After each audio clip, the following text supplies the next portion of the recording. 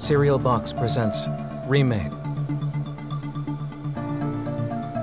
Season 2, Episode 2, Signal to Noise. Written by Matthew Cody. Narrated by Greg Tremblay.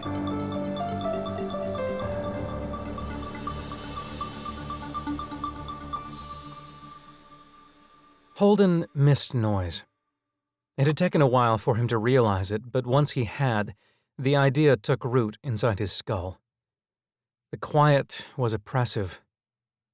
The soundtrack of modern life he'd taken for granted now haunted him. He had people to talk to, but what was missing was the sound of civilization.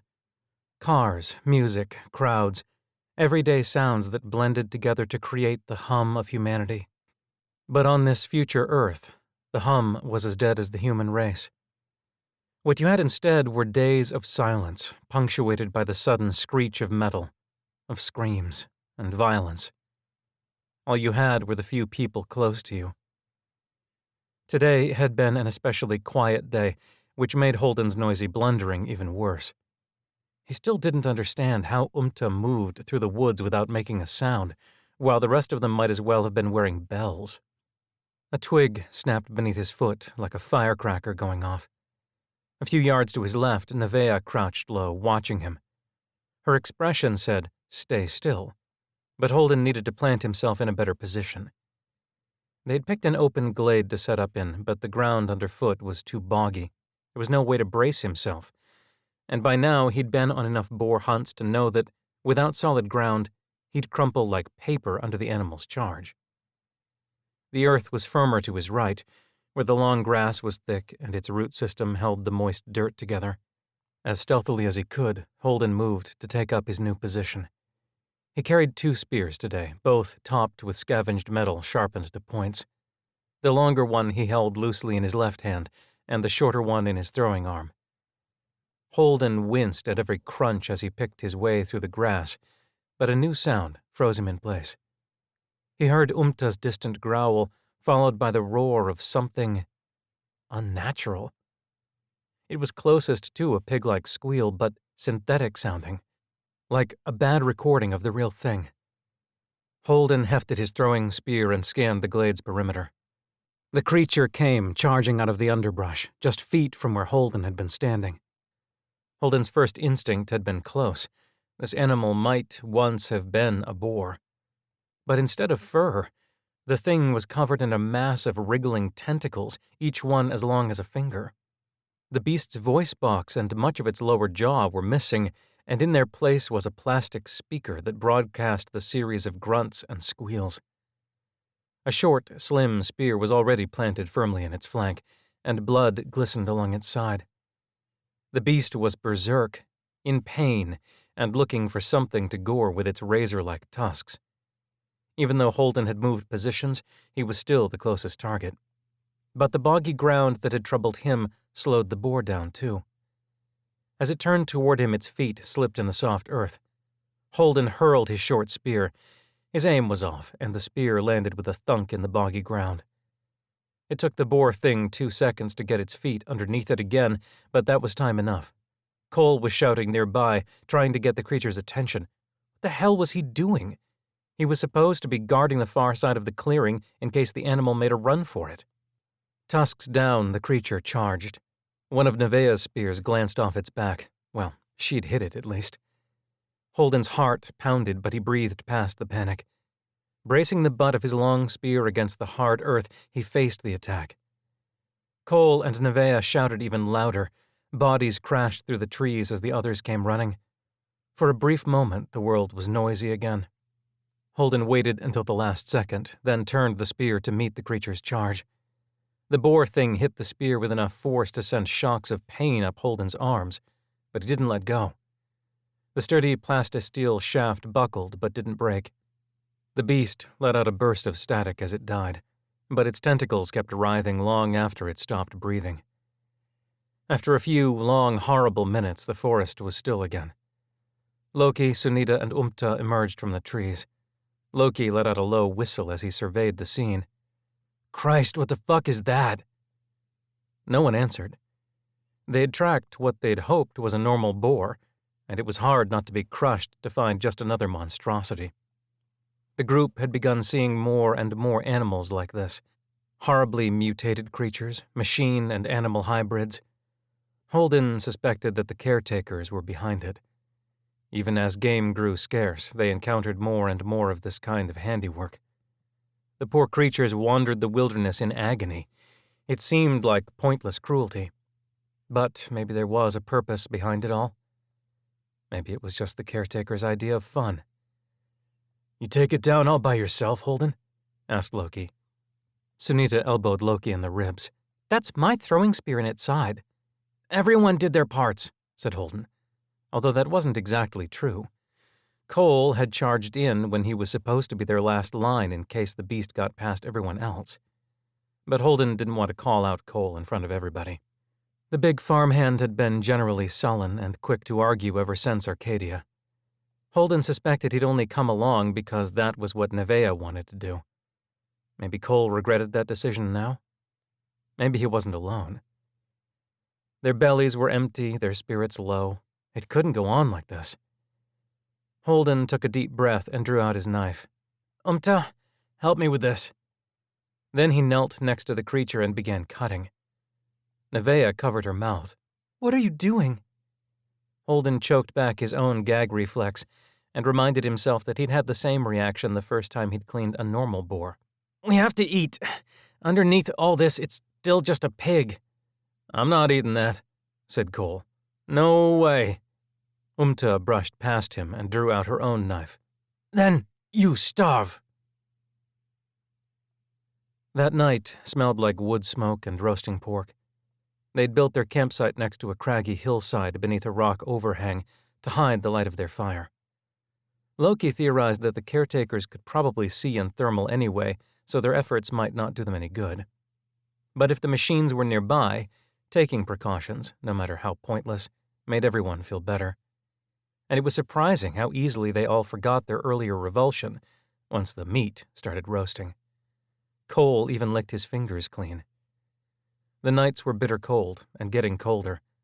The coats they'd scrounged in Arcadia turned out to be surprisingly durable and fit well enough, except for Cole's puffy jacket, which didn't even reach his wrists. But the cold still found its way into their bones, and the map kept leading them north. Always north.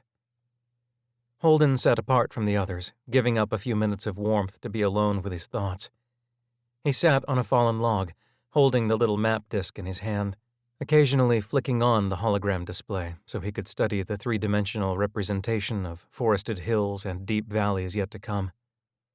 The device was basically a super-tech GPS, which meant that at least some of those ever-present satellites above their heads had to be functioning. Maybe they were self-aware like Arcadia had been, with nuclear hearts that wouldn't let them die, empty of people, floating alone in the void. Or maybe they were crawling with caretakers just like the space station the group had woken up in. Maybe an entirely different group of people was running for their lives up there. Like Holden and the rest, maybe they were being remade, just to be hunted down and slaughtered.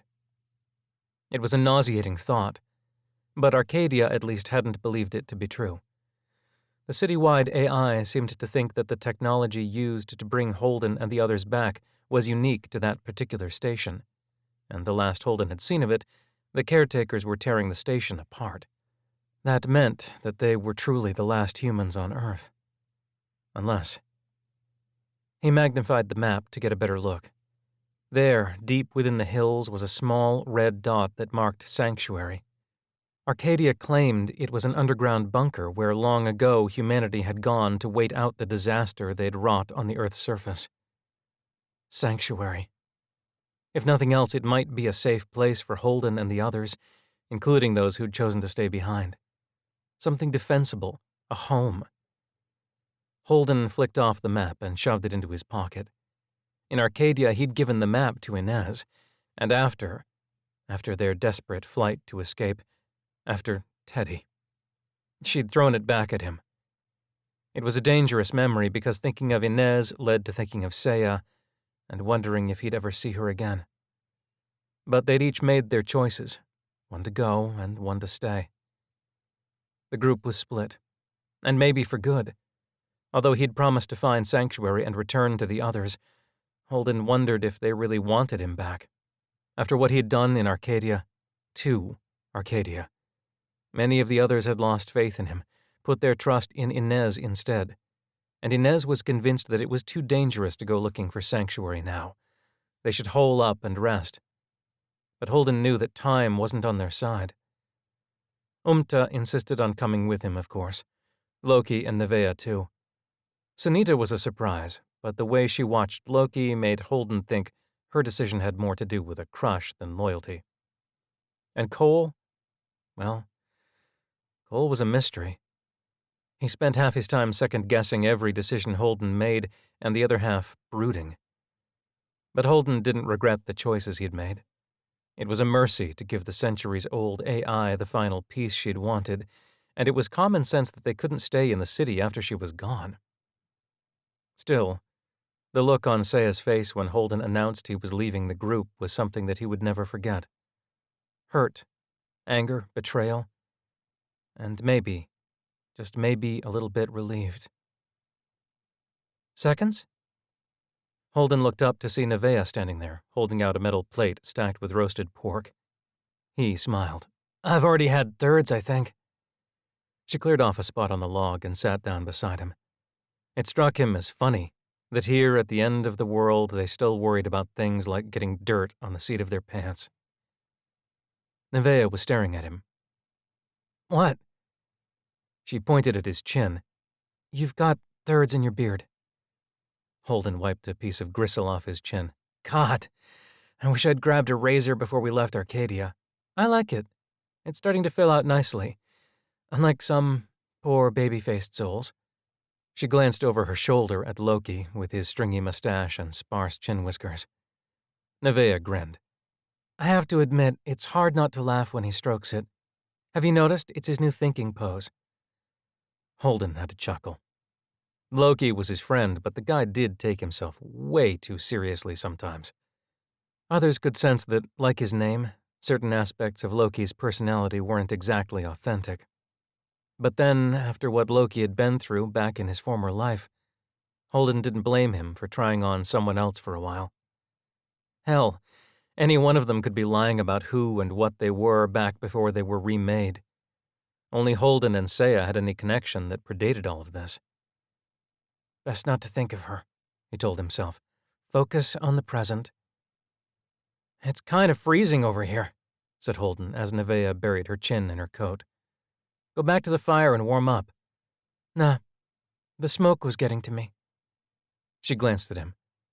"Unless you want to be alone." To his surprise, he didn't anymore.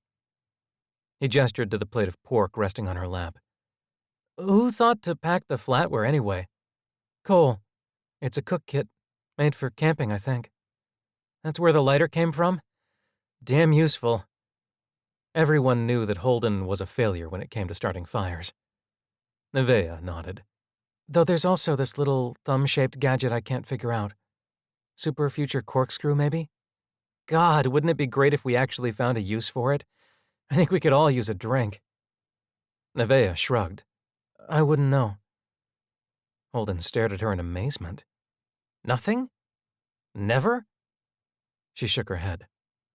"Not even a sip of your dad's beer?" "I was sick for a long time, and my mom was very into holistic cures. There was a lot of teenage stuff that I just never got around to." Something between them changed. Maybe it was the topic. Holden knew that when Nevaeh said she was sick, she meant she had been dying of cancer. But the two of them had talked about that on plenty of occasions. Holden's own mother had died from cancer. The talking seemed to help both of them. And yet something was now off. Nevaeh was definitely nervous, maybe, anxious. He decided to change the subject. "I've been thinking about how we hunt. I bet we're all getting good enough to split up into teams, cover more ground that way." But she didn't take the bait. Nevaeh was staring at the ground so intently it looked like she was reading the dirt and rocks. "Do you miss her very much?" "Who?" asked Holden, even though he knew exactly who. Nevaeh answered. I want you to know, I don't think it was right for Saya to stay behind. Holden sighed. Everyone needed to make their own choices, and after what I did, I understand why some people believe Inez's way is the right one. Hunker down, regroup, and rest. Makes sense. You made the right call, Holden. Arcadia was suffering, and no one else was prepared to do anything about it. Not even me. I also got Teddy killed. Nevaeh finally tore her eyes away from the ground. When she looked up, Holden was shocked to find her glaring at him. Don't you say that. Ever. Teddy died because psychotic robots tore him apart, like they would have done to all of us if we'd stayed. It was only a matter of time. Now it was Holden's turn to look away, but Nevaeh kept talking.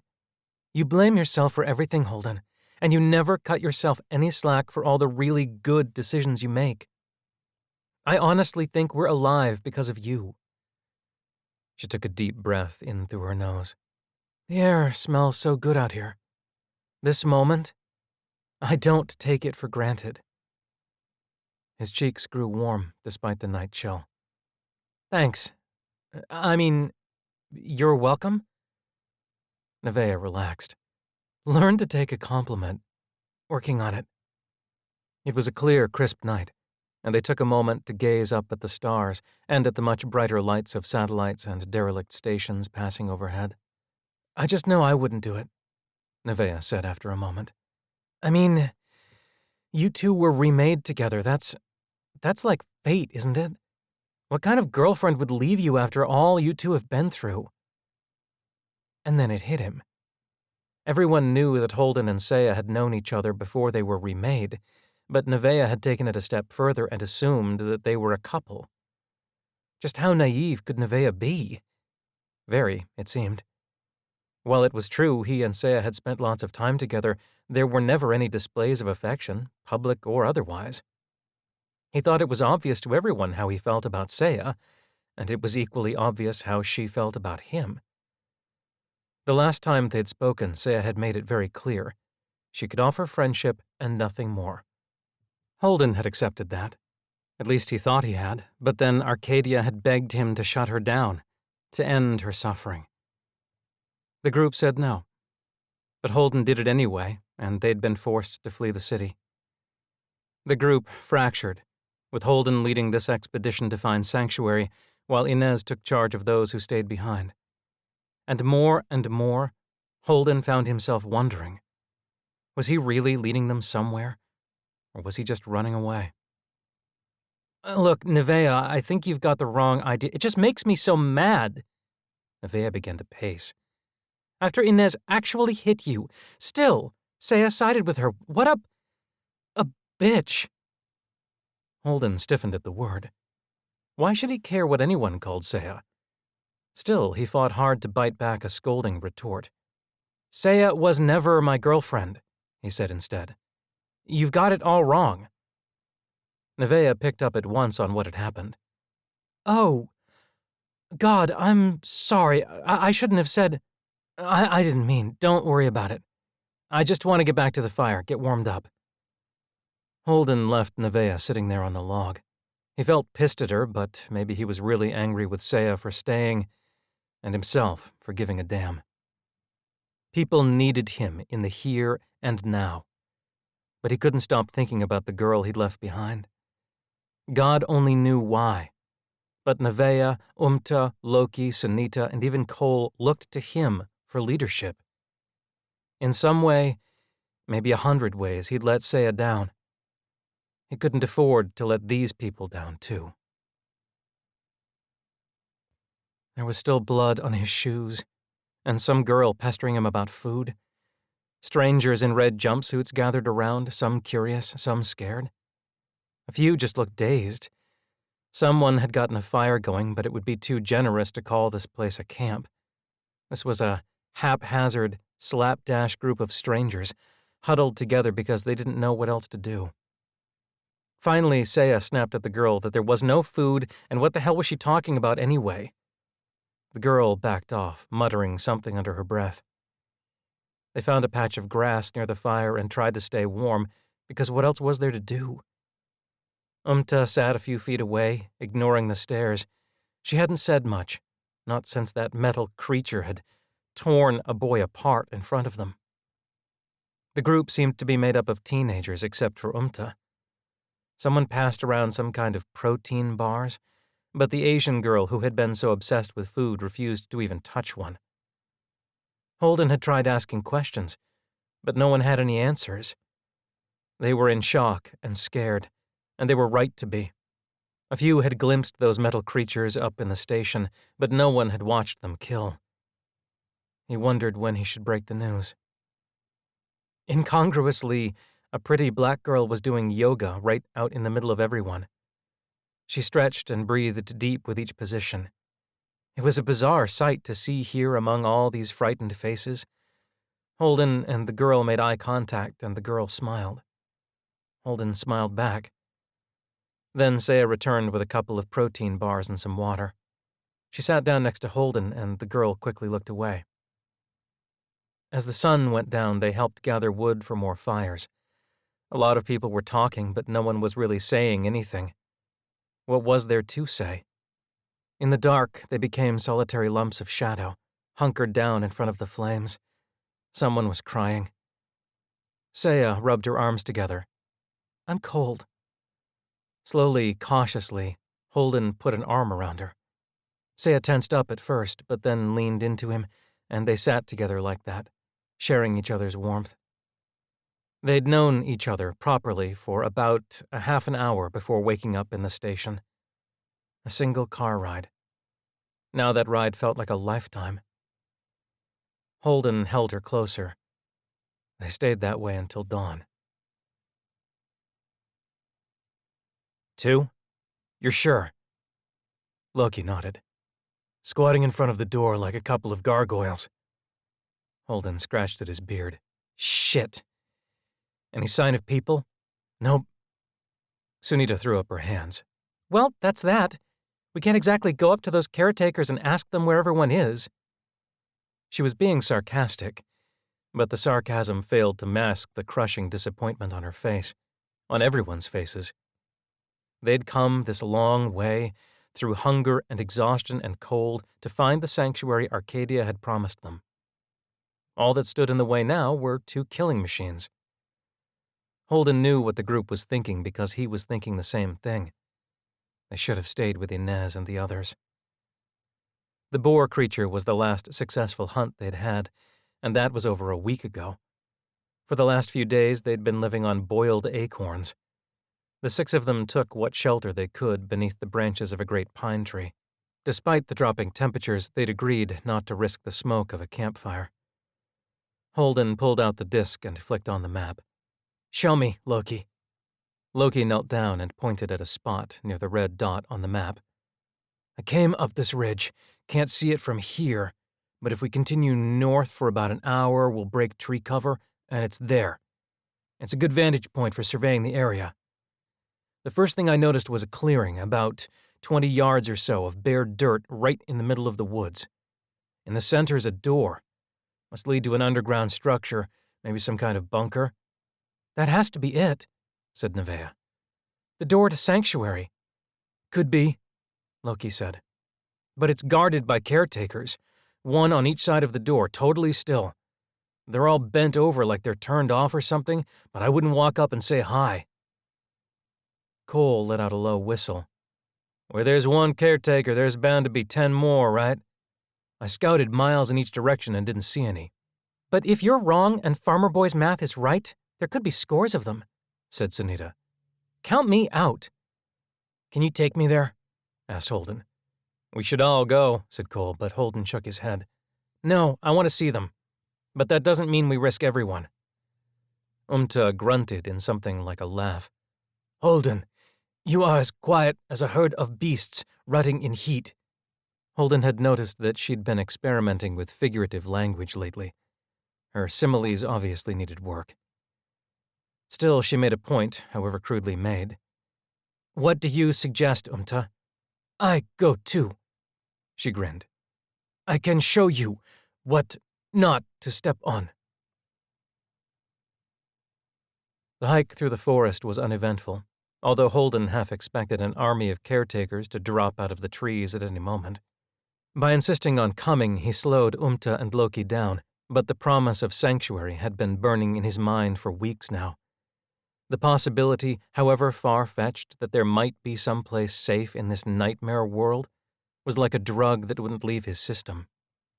He'd split the party over it, and if he wasn't careful, he could end up leading this half to their deaths. He needed to see it with his own eyes. Arcadia had been a mirage in the desert. Sanctuary could be the real oasis. Umta helped Holden climb the ridge. It wasn't a sheer drop by any means, but if a person stumbled, they would slide down a decline littered with sharp rocks and clinging thorns. It would be all too easy to break a leg or a neck. Luckily, the ridge leveled out on top. Loki, who'd taken the lead, gestured to them that they should stay low, so they took the last few yards on their bellies. On the other side of the ridge was more forest and the clearing. It was just as Loki had described, a circle dug out of the wilderness, a perfectly proportioned patch of cleared earth meticulously maintained. A metal and concrete structure sat in the middle, hopefully the entrance to an underground bunker. The door itself was weather-worn and filthy, but even from this distance, Holden could spot the faint blue glow of a small rectangular panel, just big enough for a person's palm. And on either side of the door, a caretaker. If you didn't know what you were looking at, you might have mistaken them for just more leftover ruins of a civilization long past. They sat motionless, folded in upon themselves, like children kneeling during a tornado drill, knees bent, heads down. Their metal carapaces were lacquered with decades, maybe even centuries of dirt. Each had the telltale red eye, a caretaker's multifaceted insect eye that glowed as it hunted prey. But for now, at least, those eyes were dark. "Okay," Holden whispered. "Ideas?" Umta gave him a deliberate nod. "Yes, we leave. Never come back." Holden sighed. "Other ideas?" "Well, they still haven't moved," said Loki. "Maybe they're inactive, like that weird mirrored one Saya found." Holden brushed aside the small twinge at the mention of her name. "That one disappeared, remember? I want to be sure." They stayed hidden atop the ridge for the next hour. 1 hour bled into 2, still they watched for any signs of life in those 2 metal husks. A curious robin decided to investigate Holden and his friends, and Loki was forced to shoo it away several times. Eventually it gave up on the strange creatures and flew down to the edge of the perimeter. It stayed on the overgrown side, just outside the circle as it pecked at the earth for its next meal. Gradually it hopped closer and closer to the circle's edge. It paused there a moment, head cocked as if birds could ponder. Then it hopped onto the dirt. Holden was so bored that the little bird had nearly hypnotized him, and it took someone's elbow in his ribs to bring him back around. Loki had a finger to his lips as he pointed at the caretakers. Their eyes had come alive. They started as pinpricks of light that gradually expanded into a bright red glow, like pupils widening in the dark. The little robin abandoned the circle of packed dirt and flew into the low branches of a nearby tree. The caretaker began to unfold, arms and legs extending as it slowly drew itself to standing. With stiff, awkward strides, the machine stepped out of the circle and lumbered toward the robin. Alarmed, the little bird took flight. A segmented metal appendage, more like a tentacle than an arm, whipped out from the caretaker as sharp metal claws snatched the bird out of the air. A flurry of feathers and a spot of blood later, and the caretaker casually tossed the robin's carcass into the trees. Then it returned to its position by the door and used those same claws to gently pat down the disturbed dirt in its wake. It even brushed aside the tiny robin footprints, restoring the broken circle. Its work done, the caretaker folded in on itself and carefully retracted its arm, hiding it once more. Gradually, the glowing red eyes dimmed back to black. It felt like minutes had passed before Holden dared even to breathe, much less talk, but Loki managed to sum up the experience with a drawn-out whisper. Shit. Umta nodded. Shit. The camp actually looked like a camp now, filled with lean-tos and even more complex shelters. The sheets of that strange material Jing Wei and Wesley had found, they were calling it plastisteel, were strong and flexible. It made building simple for everyone except Holden. After a very public argument the night before with Jing Wei, the last thing he wanted was to be the only one who couldn't put up a simple lean-to. He'd watched a few of the others to get an idea of how to even begin, use the sheets of plastisteel for the frame and walls, then fill in the gaps with pine branches and mud for insulation. That annoying kid, Hiram, turned out to be some kind of uber Boy Scout, and he'd offered to help. The only catch was he'd also turned out to be a Jesus freak, and if you wanted his help, you had to listen to his wild theories about this place really being the afterlife. Yeah, an afterlife filled with killer robots. Holden chose to go it alone. "How's it going?" Saya stood there watching him. The sunlight through the trees hit her just so, and for a moment, she was Titania again. The actress, the popular girl. Beautiful, untouchable. Then she stepped out of the sun, and scrapes and bruises became visible. Unwashed hair pulled back in a stringy ponytail, tired eyes. God only knew what he must look like. He went back to tying branches. "Don't tell me. You finished building yours an hour ago." She shrugged. "Half an hour, maybe. Hiram helped me. You should let him. My soul's doing just fine, thank you. It's the rest of me that'll suffer if I have to spend another night out in the open. He's a sweet kid, if you give him a chance." Saya handed Holden a strand of woven grass to tie off the final branch. "But you should have seen his face when I told him my mom was Muslim. I don't think he's seen one of us in person before." Holden murmured an agreement, but he didn't dare look up from his work. He didn't want to ruin it now. "What's Jing Wei up to?" "Digging in. I heard her talking about her plans for more permanent buildings. She's organizing scavenging trips to the ruins."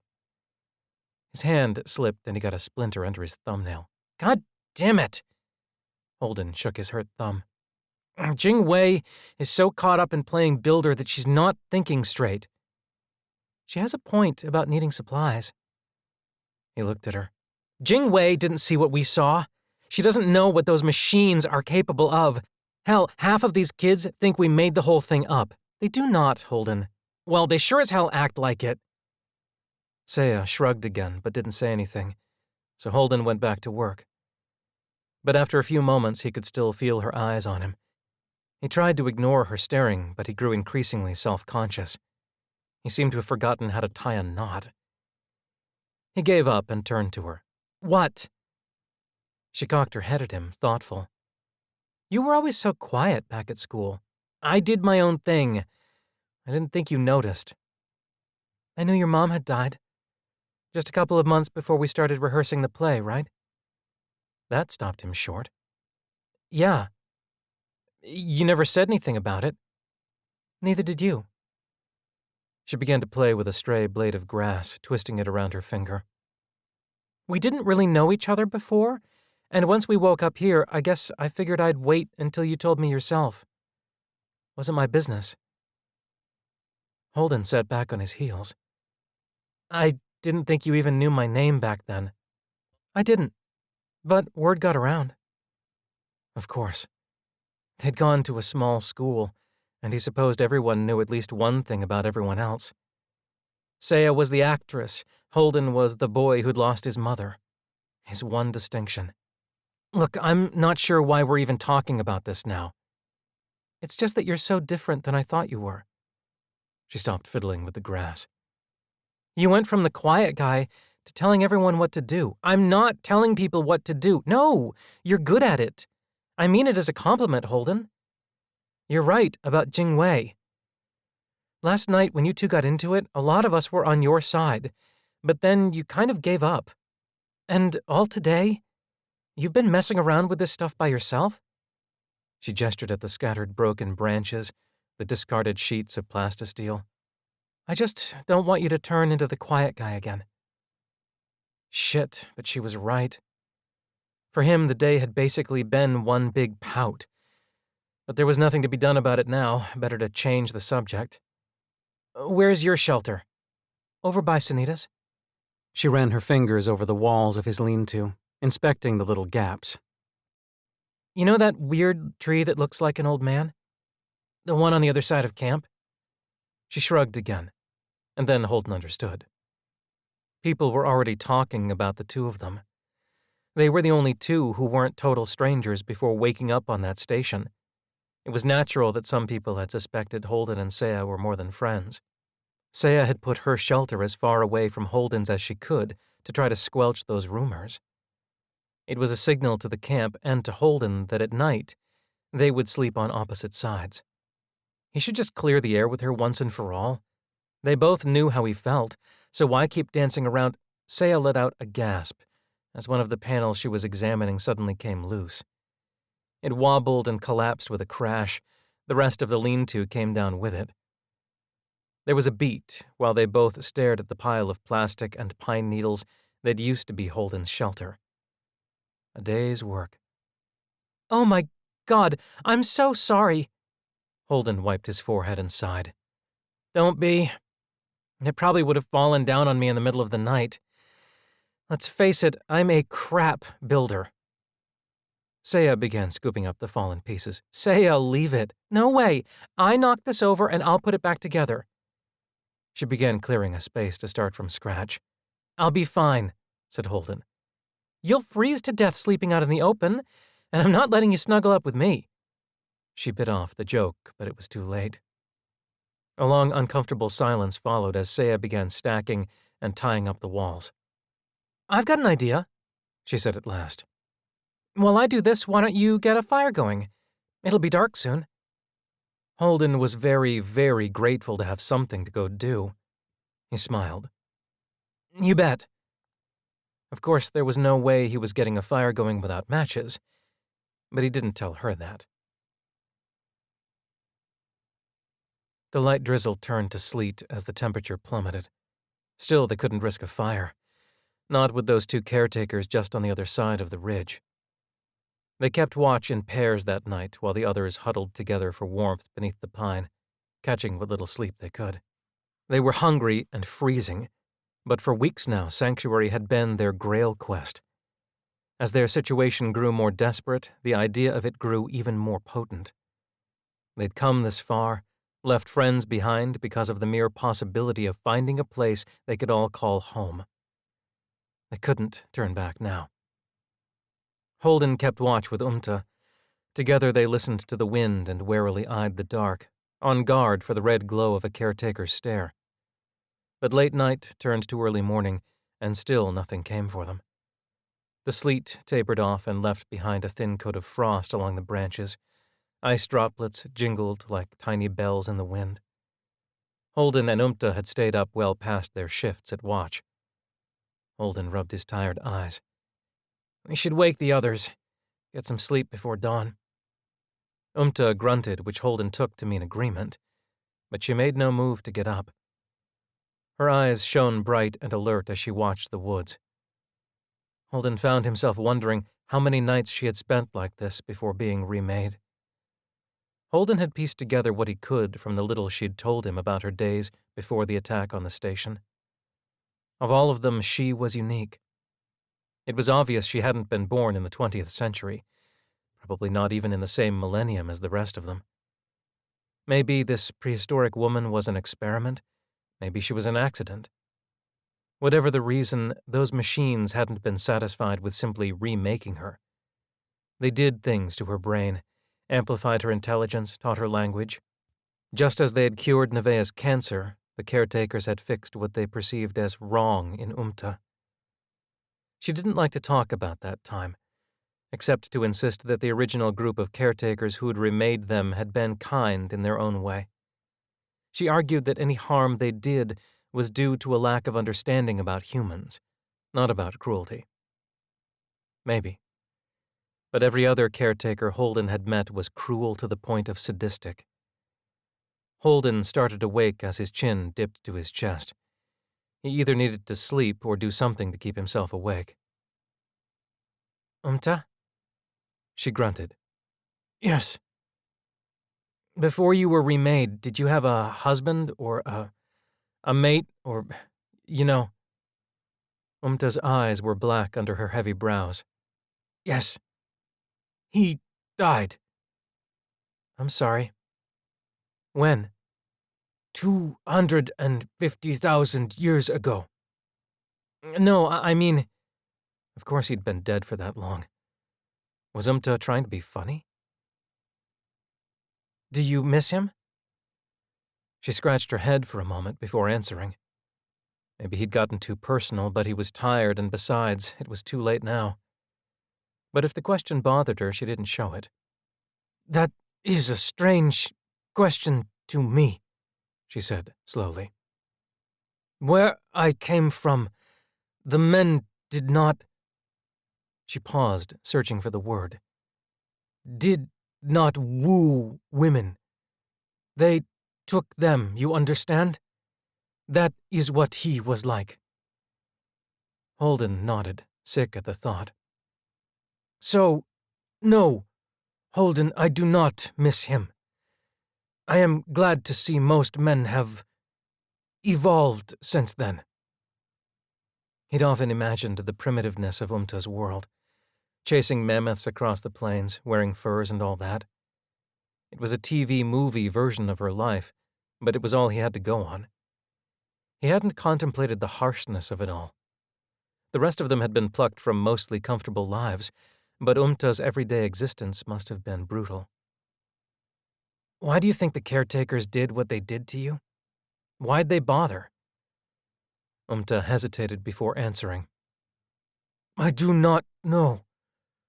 My life before was hard. Too hard. And yes, I was dumb, but I had sons. I didn't know that. I did not love my mate, and I do not miss him. But I loved my sons, and I miss them.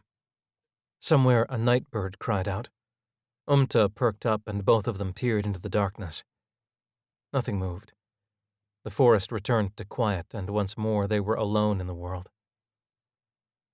Back then, I had no word for love, she said, her voice little more than a whisper. I was too dumb to know it here. She pointed to her head. But I knew it anyway. The caretakers made me smart, but I was happier when I was dumb. So Umta was a mother. It explained a lot about her, actually. She'd always watched over him, all of them, with an unusual protectiveness. Her otherness unnerved some of the group, but she never held it against them. Do you miss her? The question startled Holden nearly as much as the nightbird's cry had. Of course, Umta could only be talking about one person, the person who seemed to be on everyone's minds lately. It was really starting to piss him off. Why does everyone keep talking about her? Saya made her choice and I made mine. I'm fine.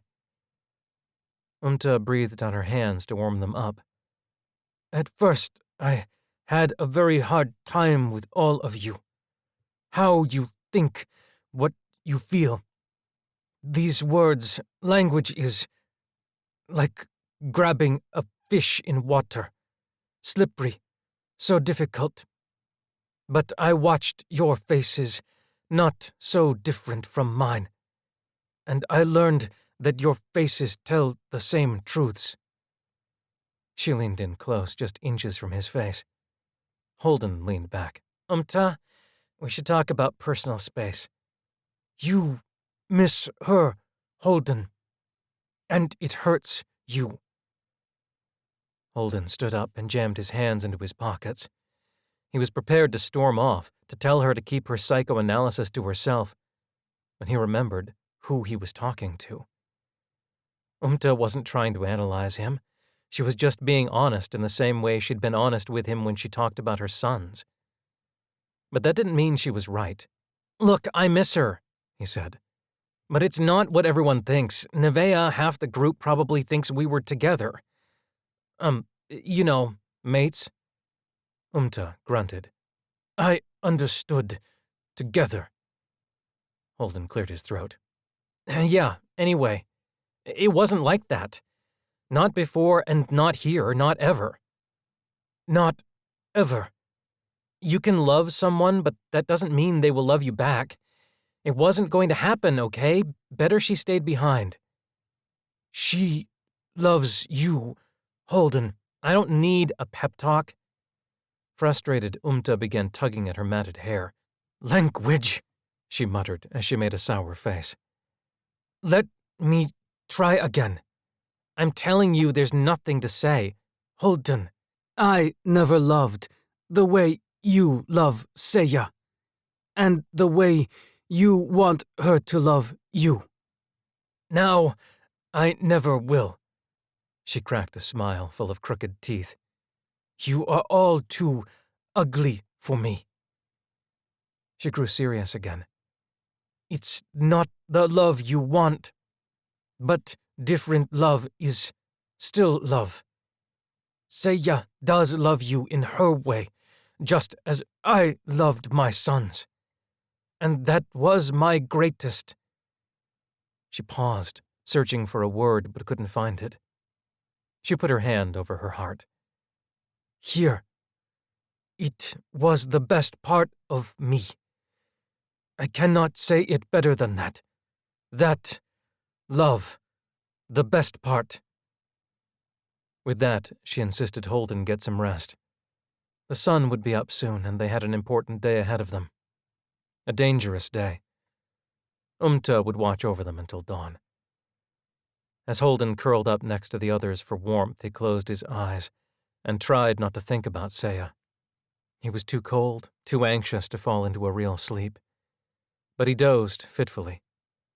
Unasked-for dreams came in that blurred place between sleep and waking. When dawn came, he woke with the certainty that he'd seen Seiya for the very last time. The sunrise brought with it another overcast day, and in the gray, early morning light, they reviewed the plan one last time. They tried to act like this was just another boar hunt, but that was nonsense. Boars were dangerous wild animals, but they wouldn't take you apart piece by piece just to see what you looked like on the inside. Today's hunt would also be different in another important way. Holden would be out in front. That's nuts, man, said Loki after hearing Holden's plan. No offense, but you're going to get yourself killed. Holden had been thinking his argument through for hours. No, I'm not going to get that close. I'm not stupid. What will you do? Asked We have to get them to leave that clearing, answered Holden. If I can draw them into the woods, then you all can ambush them. I'm not quiet, but I'm fast when I need to be. I'll get their attention and then run like hell. Cole shook his head. Hate to say it, but he's got a point. We don't stand a chance taking them head on. Surprise is our only option. Holden knew his argument made sense. Whoever took point today would be relying on the others to surprise the caretakers and bring them down quickly. That meant they would need their best fighters on the attack, not running away as decoys. Holden didn't mention the other reason his plan made sense. While the odds were if the plan failed they were all dead, the decoy would obviously be taking the greatest risk. That was why Holden had to do it. He'd been the one to drag them north in search of sanctuary, and he was responsible for this. It was only right he take that risk. You forgot about me, said Nevaeh. I'm going with you. No way, said Holden. You stay back with, you said, our best fighters should be in the back line. And we all know I can't fight. 2 decoys are better than 1. Defiantly, she crossed her arms over her chest and looked him in the eye. Bet I'm faster than you anyway. Holden had it all planned out, but he hadn't planned on this. Look, it's too dangerous. Not for you, it isn't. It's my responsibility, says who? Nevaeh stepped back and took everyone in. No one forced us to come with you. Sunita and Loki were nodding, agreeing with her. This was getting out of hand, fast. Everyone needs to, but Nevaeh cut him off again. This makes sense, Holden threw up his hands. God damn it! Will you stop interrupting me, Saya? Shit. Her name hung in the air like an echo, but no one said anything. Holden rubbed his tired eyes. They were waiting to see what he'd do next. Fine. Nevaeh and me up front. We can do this if we all follow our jobs. They nodded, but every one of them had to be thinking the same damn thing. Holden, the hopeless romantic, was still hung up on the girl who'd broken his heart. Maybe that was the reason he'd gone on this quixotic quest to find sanctuary. Missing Saya was like a stitch in his side that wouldn't go away. Holden had made her choose between him and Inez, and she'd chosen Inez. Maybe he'd forced that decision on her in the guise of doing what was best for the group, and maybe sanctuary was just an excuse. Or maybe sanctuary really was worth it. After coming this far, Holden was ready to risk his life to find out. It was still morning when they reached the ridge. The caretakers below hadn't moved from their positions since yesterday, or if they hadn't left any trace. Last night's rain had turned the dirt perimeter around the door to mud. Nevaeh kept pace with Holden as he crept through the trees. They stayed far enough apart so as not to get in the way of each other, but not so distant that the caretakers could cut one of them off. Her earlier bravado was gone now that they were actually going through with it. She looked like Holden felt, scared and sick. It was a good thing they were out of food, or Holden would have spent the morning throwing up. In the woods behind them, the others had taken up their positions. Their only chance was to lead the caretakers into an ambush, and Holden was counting on the machine's taste for murdering humans to be incentive enough. Holden stopped about 20 feet from the perimeter, where he was still hidden in the woods. After watching the killing of the robin yesterday, Holden had developed a theory about the two caretakers. They were sentinels, set to guard this place. They were here to keep something in or keep something out. In either case, they kept their full attention inside that perfect circle until something or somebody broke it. The robin hadn't been a threat until it stepped inside. It was time to put that theory to the test. Still hidden, Holden picked up a fist-sized rock and lobbed it at the nearest caretaker. It bounced off the machine's middle carapace with a metallic twang.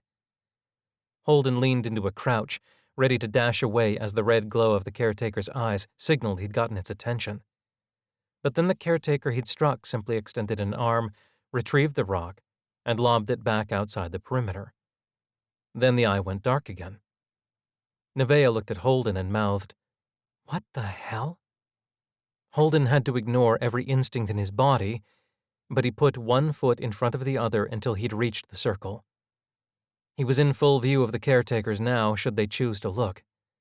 A glance to his left showed him that Nevaeh had followed suit. She got it now, too. The caretakers ignored everything until something broke their circle.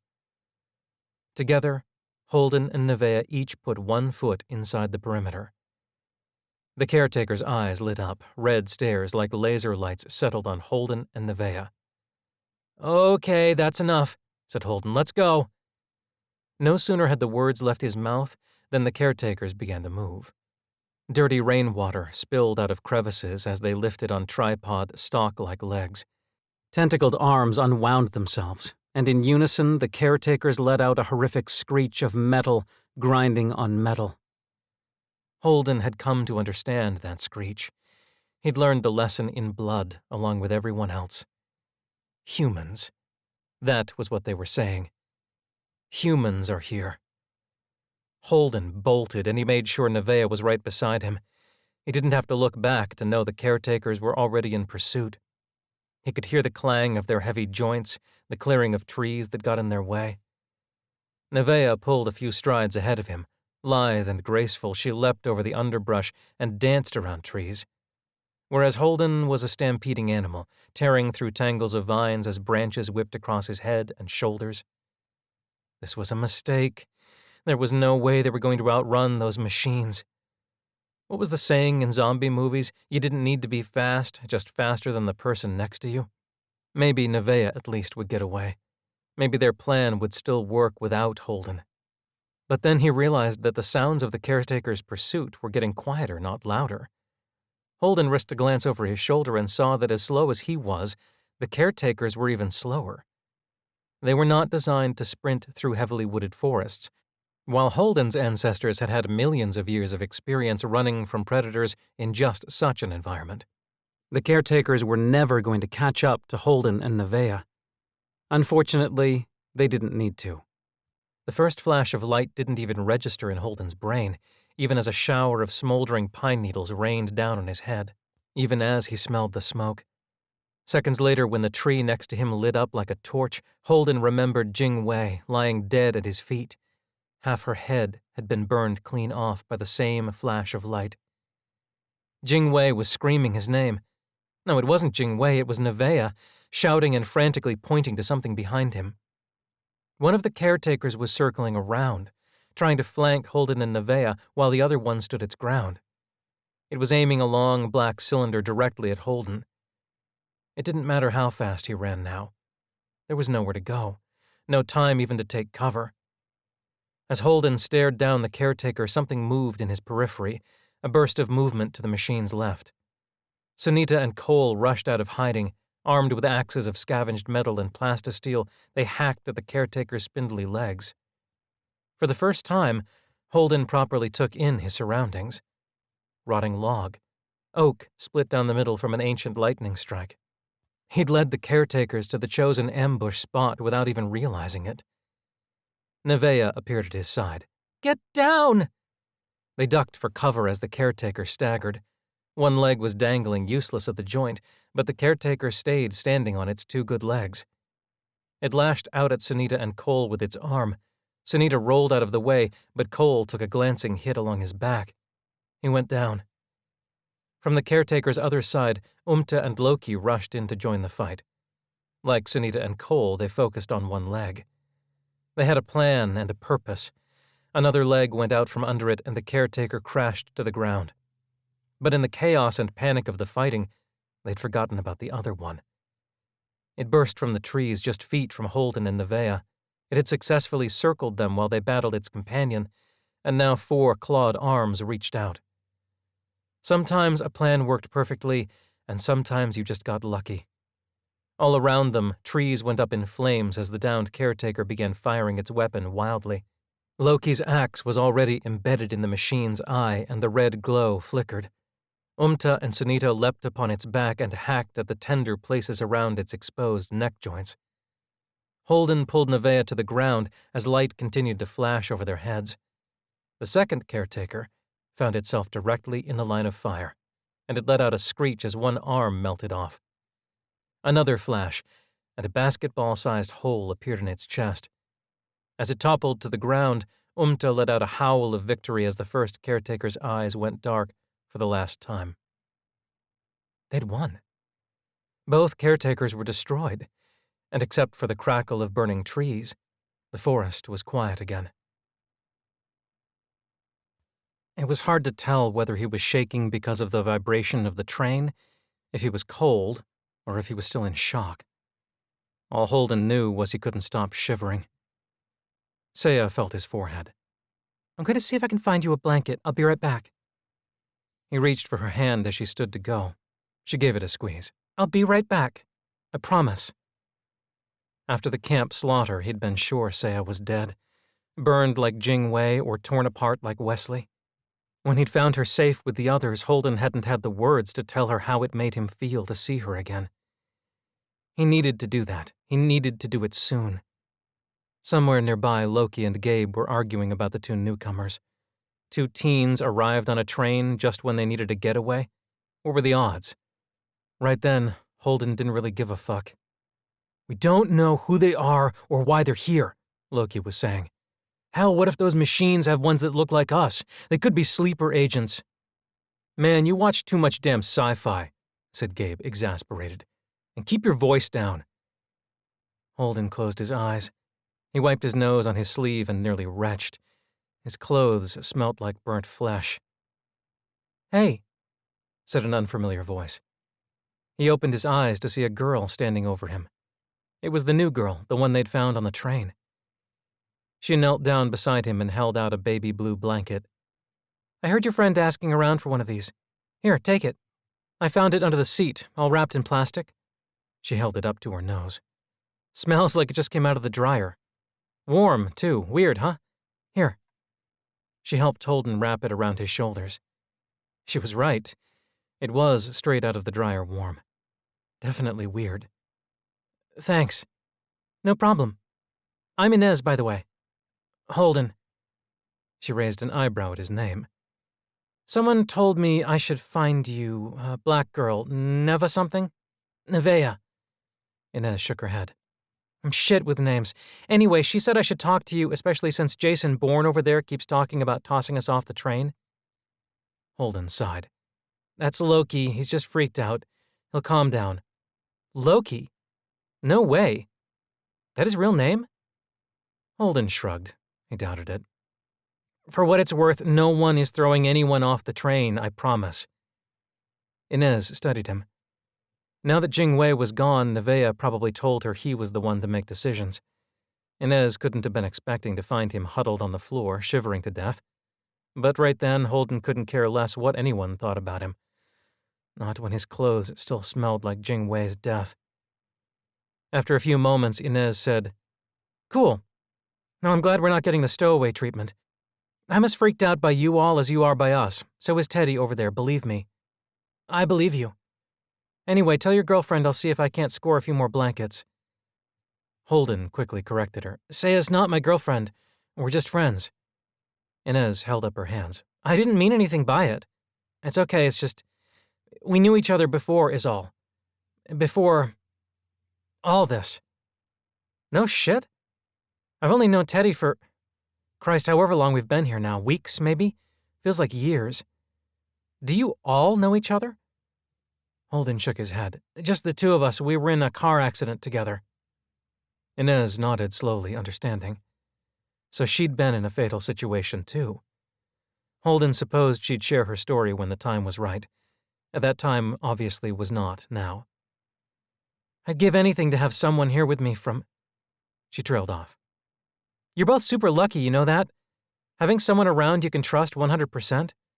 Then Inez stood up. I gotta go make sure Teddy doesn't get himself booted. He's sweet, but a little... odd.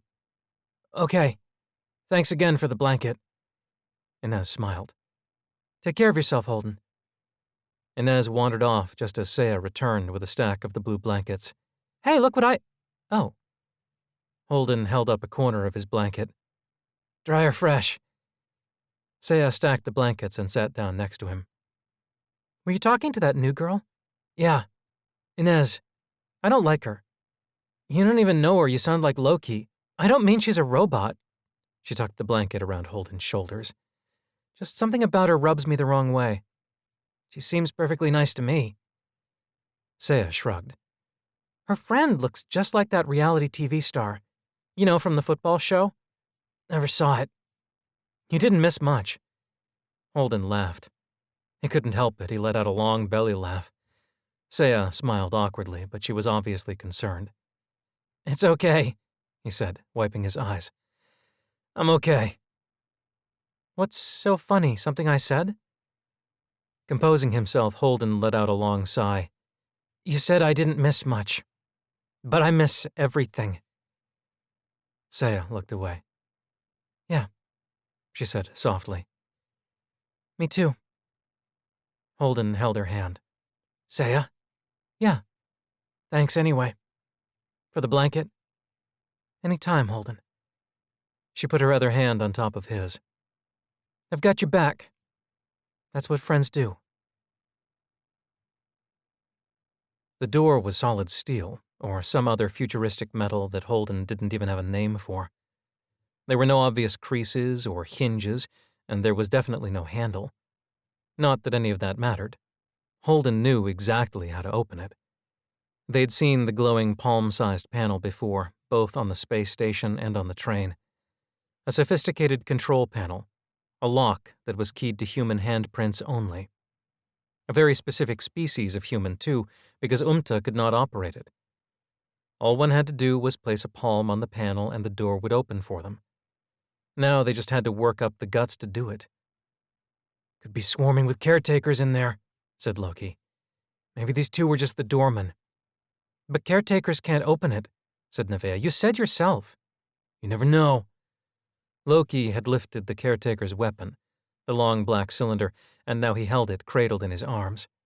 With the exception of some minor scrapes and cuts, and one particularly nasty bruise across Cole's back, they had survived the fight with the caretakers intact.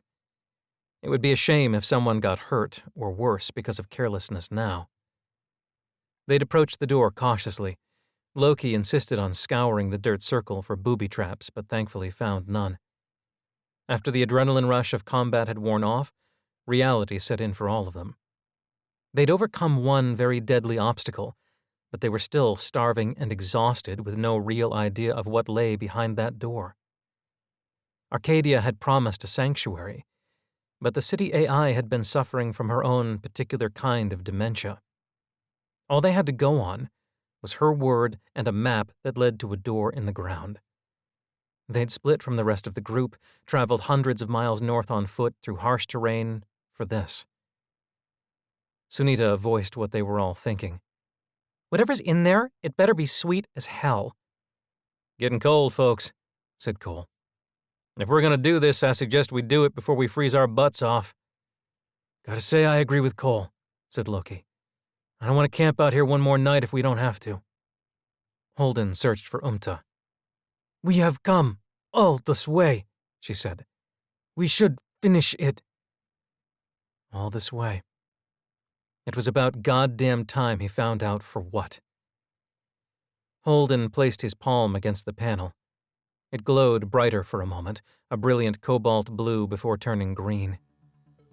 With the creak of ages, the sanctuary door began to slide slowly open.